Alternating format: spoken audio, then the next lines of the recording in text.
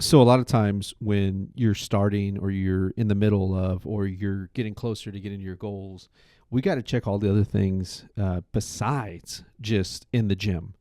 So that's what I want to talk about today, especially if you're not hitting your goals. Let's talk. Hey everyone, welcome back to the show. It's your host, Andrew Bustos with the Bustostraining Fitness Podcast. It's so great to see all your smiling, fantastic faces. Whatever you're doing in the world, I hope you are crushing it. I hope you are dominating your life. I hope that you are having a fantastic, fantastic day. Whatever's going on in your life, whatever's happening, I hope that you're crushing it. I hope that you're conquering it. And I hope that you are having a great time doing it. All right, let's talk about this. So here's what I want to talk about today.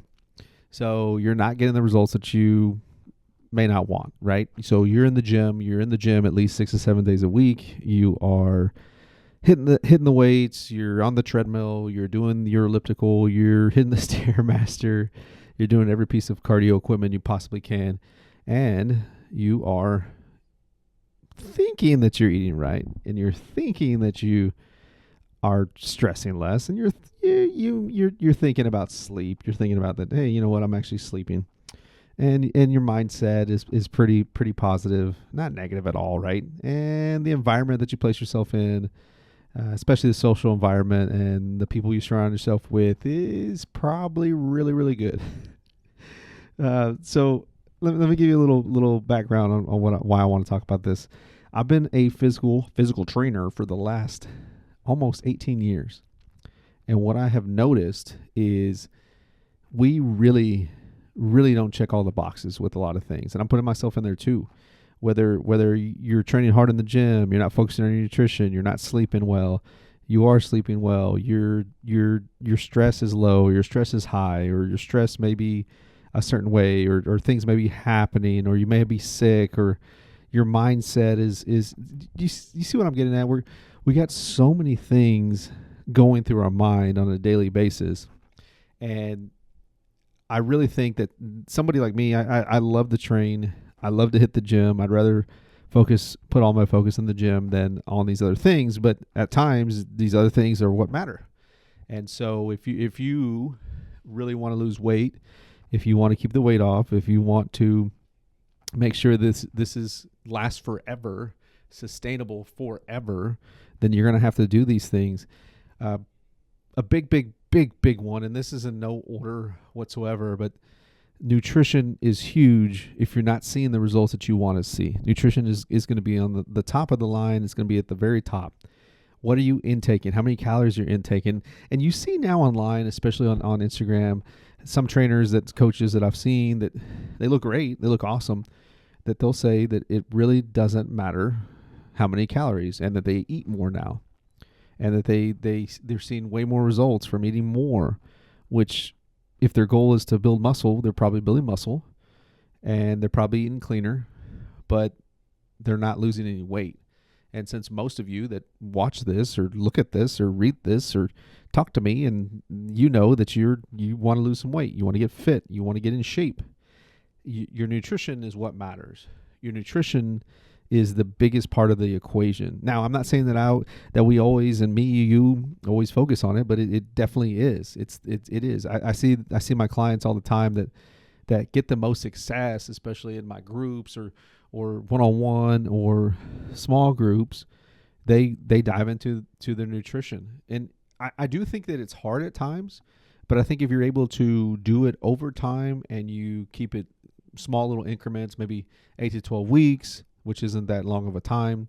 Usually it's a pretty good challenge, even though I don't really care much about challenges. I think that you could make some headway if you wanted to lose weight.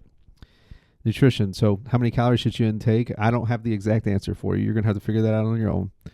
A good number to start with is anywhere from what you want to weigh times 12 or times 14. That will give you a starting number. And if you eat anywhere from 500 above or below that number, I think you'll be okay. I don't think you'll starve. I don't feel like you'll lose lose your mind, or you'll feel depleted or anything like that. So nutrition, big deal.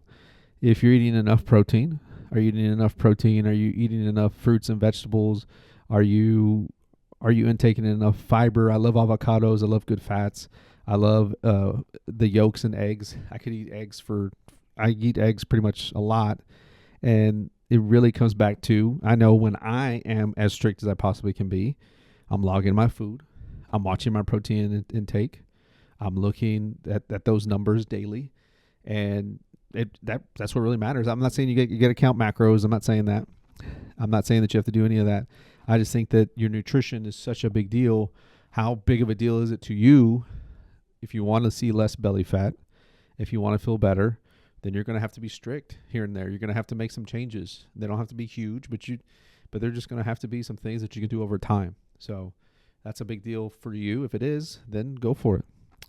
Number 2 is sleep. I'm going to be honest right now. The last 3 days I haven't slept very well. My 3-year-old daughter loves to come and jump in the bed when she gets scared or something, which isn't a big deal. But she loves to kick. She loves to punch. She loves to do all those things. And it wakes me up. So I don't get that consistent 6 to 8 hours of sleep. And I can tell my workouts, I can really tell that I don't feel as strong. I don't feel as motivated. That's probably the best one. But I'm going to do it anyway because it's just part of my life. It's just what I do. And stress or sleep and stress and kind of go hand in hand with the stress management. I think if we get enough sleep, I know when I'm really stressed out, it's because I haven't slept and I haven't ate well. And I think that goes for you too. So if you're new to this and you're like, what should I focus on? Then I just gave you the first 3. It's nutrition, it's sleep, and it's stress. I think if you're able to do those 3, it's going to help with the last 2. And we'll talk about those in a minute. But I really think that your sleep is what dictates everything else too. It's going to help with your nutrition. It's going to help with your stress management. It's going to help. It's going to help with those things because you're going to be less likely to make bad decisions. And it's going to, if you're hydrated too, along with plenty of sleep, you're going to feel a lot better. I think that's when the magic happens. That's when the magic happens is when you're sleeping, when you're getting enough sleep because your hormones are able to take flight and do their thing. And I don't want to get too sciencey, but that's when everything happens. That's when your human growth hormone goes to work. That's when your testosterone, estrogen, every progesterone, all the things kind of settle in and they're able to do their thing all over your body, in your body, and you're everywhere. And that's when you start helping your body to understand, hey, I don't need to eat my muscle. I want to burn my fat. I want to take control of the fat and use that as energy whenever I get up in the next day because I'm not eating crap. I'm not eating all these other things. I'm eating things that really my body needs and my body desires. So that's sleep, man. That's sleep 101. It's not, I don't think it's that hard, but you will get disturbances just like I do, which I love them. I love her. I love them. But at the end of the day, it definitely helps to get plenty of sleep. And your stress management, this is a big one. I think everybody has challenges. I think everybody has challenges in their life, whether it's like a loss of a job, loss of a family member, sudden death, anything, getting ill, getting sick, having an injury, losing a job. I could go on and on, right? We all have things. But I really do think that at the end of the day, your stress is something that you do manage. Are you exercising? Are you walking? Are you doing things to help that? One of my buddies that I work out with, he was telling me today, I don't know the science behind this, but I'm just going to share with you. He was just saying how we don't give ourselves enough stress in our workouts to help deal with our stress outside, right? So what he meant by that was when you're working out really hard and really challenging, your body is able to adjust to the stress that's placed on you outside of the gym. And that's something that I have always talked about, and I've always mentioned to my clientele, I've mentioned to you, is I love burpees, I love box jumps, I love feeling like I'm going to die on my workout because of the stress that I guess it's more of an endorphin feeling. It really pumps me up because I know I can handle things outside of my life in the gym. I can handle the stress that I have going on. I can handle the things that I have with my kids. I can handle the stuff at work. I can handle my clients. I can handle those things because I put myself through a stressful environment of fitness. I kick my butt, and I want that for you too. So how that works for you is a big deal. It is. It really is. So stress management, sleep, all these things, nutrition go hand in hand. So which brings me to my next one is your mindset. Like, what do you tell yourself? I made a video on Instagram with I had myself in the mirror and had myself doing some curls. So myself was telling myself, let's go, let's do this, let's go for it. What's the mindset that you're in? Are you in a positive mindset? Nothing wrong with negativity, but I think positivity is definitely going to crush negativity always. But it's always good to have a little bit of negativity to kind of spice it up, push yourself a little bit more. But primarily, how are you talking to yourself? Are you telling yourself that you can do it? Are you telling yourself that you can overcome things? Are you telling yourself that you really can do this? And recently, I had a good friend. She lost her job, and I the first thing I told her, I said, "You're going to be okay." You know why? Because you're smart, you're intelligent, you're a hard worker. Your husband's tough. He's a hard worker. He's a worker, man. He's going to help you too. You guys will get through this. You'll be fine. And I think that's a big thing too, is the mindset of knowing, hey man, you can't control anything. But you can't control death. You can't control when you're going to die. You can't control when someone else is going to die. But what you can control is how you're going to react to those things in a positive light. And I think that's something that we all do. Whenever I told my Achilles, I was down, man. I was down. But I knew I couldn't stay down very long. I knew that I had to get up. I knew that people counted on me, not only my family, my clients, my gym, but they did. And I had to get over that. I had to get over it fast because I knew that I was going to recover, but it was going to be hard work. It still is, but I knew where my mindset is. And I think that goes for you too. What are you telling yourself? Can you do it? And you got to stop worrying about anybody else. You got to stop worrying about comparing yourself to the Joneses or anyone on social media. Stop doing that. Start thinking about you. Start thinking about, how can I get better today? And I think, get off the phone. Stop it. Go read a book. Put some positive energy into your mind and into your heart. Pray more. Get down with that. I really think it's a big deal. So the mindset is what's so important through all of this too. It is so important. It's all important. And what's your environment like? This is the last one. What's your environment like? Who do you surround yourself with? This is something I tell my kids all the time, and I've told them since they were little, is you are the 5 people you surround yourself with. I don't know if Brian Tracy came up with that. I don't know who did. But all I know is I'm taking it. And it's true. You are the 5 people you surround yourself with. And when I look around the people that I hang out with, they are all in shape. They are all fit. They all work hard, whether it's in their business, whether it's at the gym, whether it's in their families. They're all loving people. They're all God-fearing people.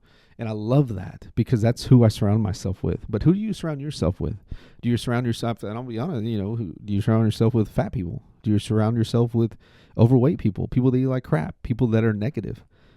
Are your parents negative? Is your spouse negative? Are your friends negative?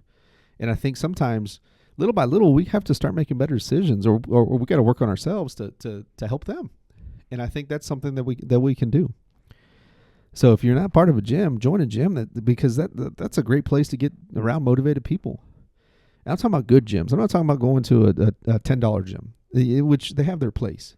But if you're one that hasn't worked out in a long time and you haven't done that, then it may be time to start doing that.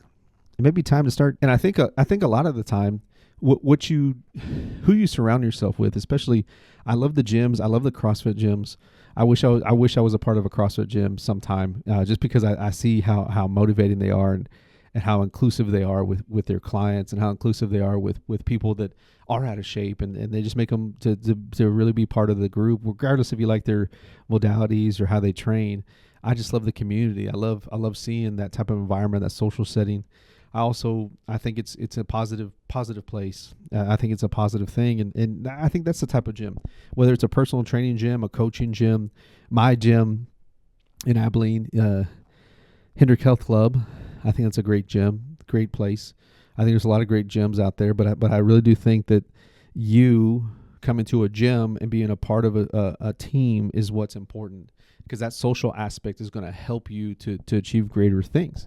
So, social wise, like, are you part of a church? Are you in a good church? People that are motivated, positive, that exercise. I think exercise is a big deal.